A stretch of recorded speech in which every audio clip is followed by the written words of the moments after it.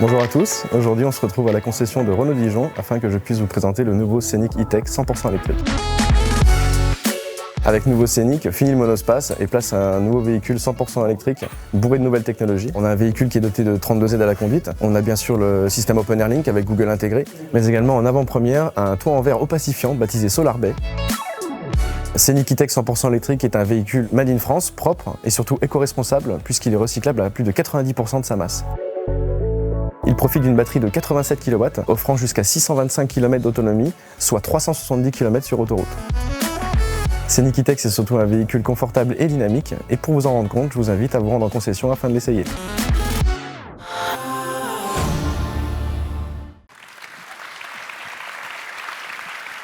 Avant de poser ma première question à Camille Guyot, j'aimerais qu'on allume la salle parce que je vais faire un petit sondage. Alors je voudrais vous voir, messieurs, dames, dans la salle. J'aimerais que vous leviez la main si vous êtes déjà monté dans une R5. Alors, on va faire plus simple, parce que c'est générationnel. Vous levez la main si vous n'êtes jamais monté dans une R5. Ouais, il y a quand même plus de vieux que de jeunes dans la salle. Désolé. Alors, la R5, eh ben, bonne nouvelle les jeunes, c'est la star de l'année chez Renault. N'est-ce pas, Camille? Bonsoir à tous, bonsoir à toutes. Ouais, merci, tout à fait. Donc c'est vrai que cette année va être une année plutôt riche nous concernant. Concernant les marques Renault et Dacia qu'on peut distribuer. On a la chance d'être sur une marque qui va sortir cette année 7 nouveaux modèles, 5 véhicules sur une gamme thermique ou hybride, et puis 2 véhicules 100% électriques, le nouveau Scénic que vous avez découvert tout à l'heure donc dans la vidéo et que vous pourrez découvrir aussi en exposition lors du cocktail. À savoir que c'est le véhicule qui a été élu véhicule de l'année donc pour 2024, ce qui est une bonne nouvelle pour la marque et pour le produit, et jusqu'à 600 km d'autonomie.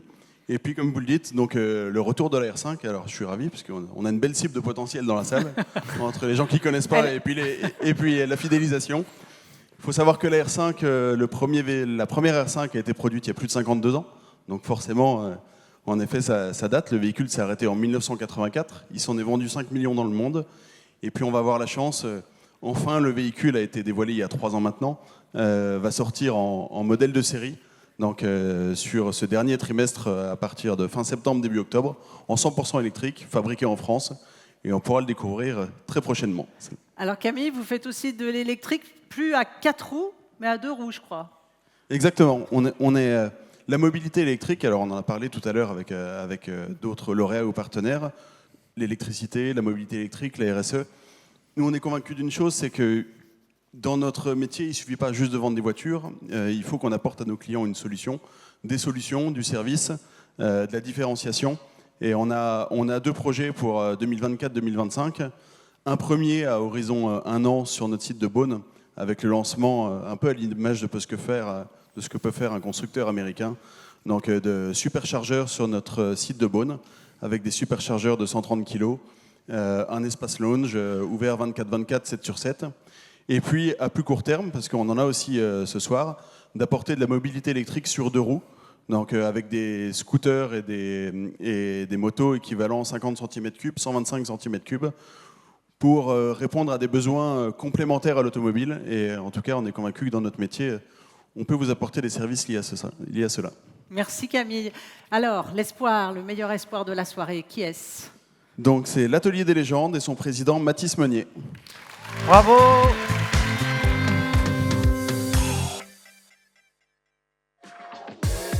Bienvenue à l'Atelier des légendes, c'est une société 100% dijonnaise et on fait de la transformation de maillots de sportifs en sacs de voyage.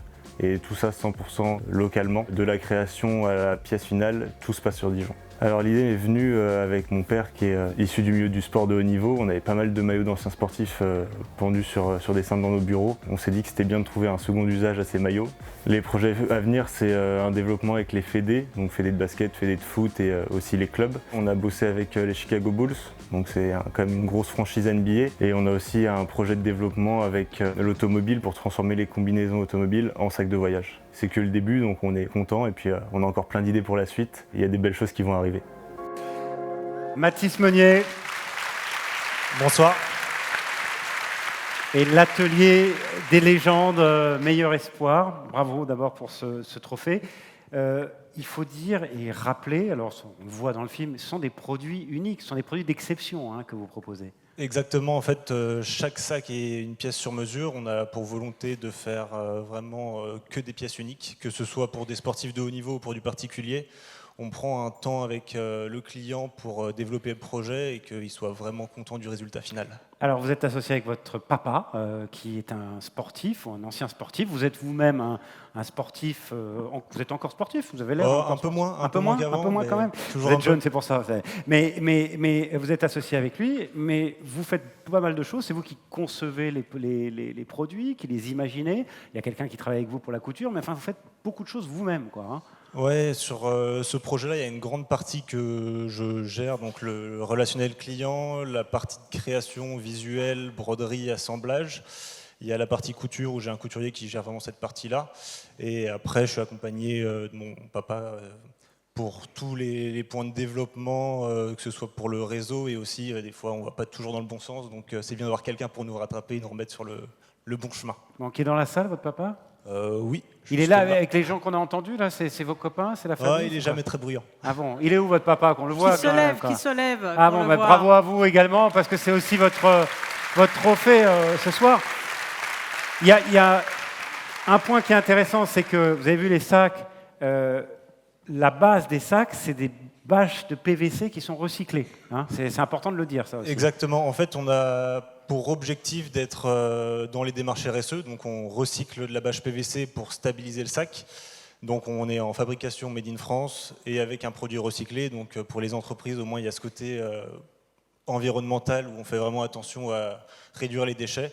Donc je pense que c'est dans la tendance actuelle et puis c'est bien pour la planète aussi. Oui, et puis c'est évidemment bien pour la planète, comme vous le dites. L'objectif pour vous, c'est de rester sur ce type de produit-là. On n'est pas sur de la production de masse ou des choses comme ça, même si vous l'avez dit, vous voulez quand même vous développer, travailler avec les fédés, vous avez bossé avec les Bulls, les Chicago Bulls.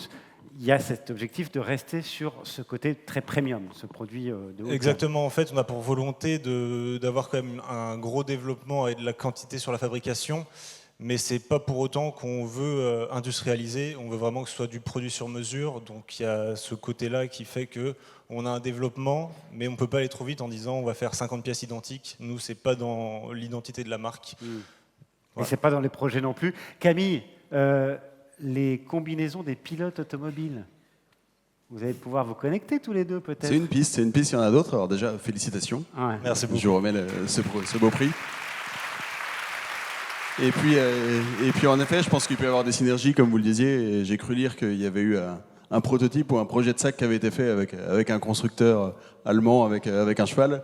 En tout cas, nous, dans le groupe, on distribue Alpine, donc on sera à l'écoute de ce qui est possible de faire ensemble, en tout cas. Avec plaisir, surtout qu'Alpine, plus français qu'Alpine, ça n'existe pas, encore plus en F1, donc je pense qu'il y a de belles choses à faire. Bon, on vous laisse discuter, messieurs, prenez une photo. Merci et encore bravo. Bravo.